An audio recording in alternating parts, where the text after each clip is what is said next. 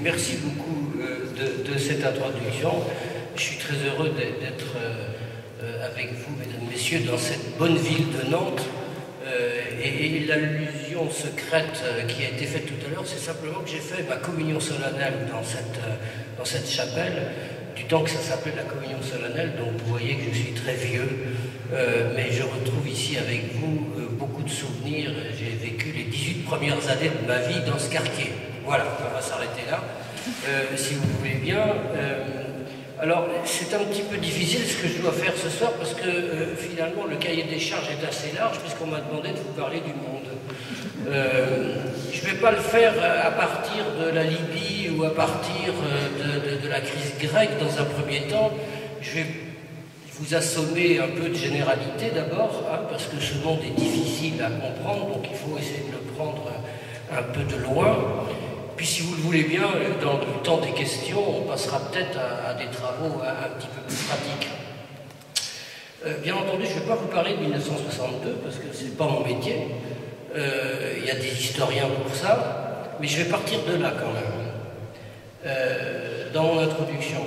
Si j'essaie de regarder ce que je me suis demandé dimanche dernier, quand je me suis mis à me demander ce que j'allais bien pouvoir vous dire, si j'essaie de regarder le monde international de 1962, en le caricaturant, naturellement, j'en retiens trois caractères. D'abord, c'est un monde très structuré. Il y a la rivalité Est-Ouest. La rivalité Est-Ouest, ça pose des frontières, il y a des blocs militaires, on appartient à un côté, on appartient à l'autre, etc. Et il y a en même temps une structuration idéologique très forte. On pense que le socialisme est l'avenir de l'humanité, ou on pense que la société libérale, etc., capitaliste, etc. Donc il y a une structuration très forte. La troisième partie de la structure, si je puis dire, c'est le tiers-monde, expression qui a progressivement disparu de notre langage depuis le début des années 90, mais les années 60, c'est l'envol de ce tiers-monde, quelques années après la conférence de Bandung du milieu des années 50. Donc c'est un monde, rétrospectivement, on a toujours une vision un peu différente, mais c'est un monde très structuré, très réparti, si je puis dire. Deuxièmement, c'est un monde qui n'est pas encore sorti de la colonisation. 62, c'est la fin de la guerre d'Algérie. La vraie décolonisation se terminera, disons, à la fin des années 70, avec la fin de la guerre du Vietnam, la décolonisation de l'Empire portugais, etc. En 62, on sait bien que c'est le moment de la décolonisation, mais les rapports internationaux sont encore des rapports de colonisateurs à coloniser.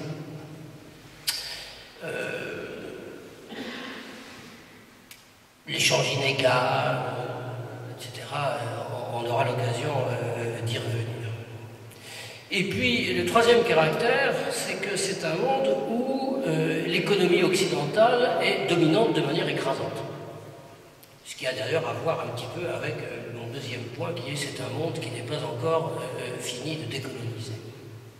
Ce ne sont pas les seuls caractères de ce monde de 1962, mais en dehors de ces trois caractères massifs, un monde structuré par l'idéologie, par les armées, par des alliances différentes, un monde dont le mouvement est décolonisateur, mais qui est encore réparti d'une manière traditionnelle, et un monde où les économies occidentales sont reines.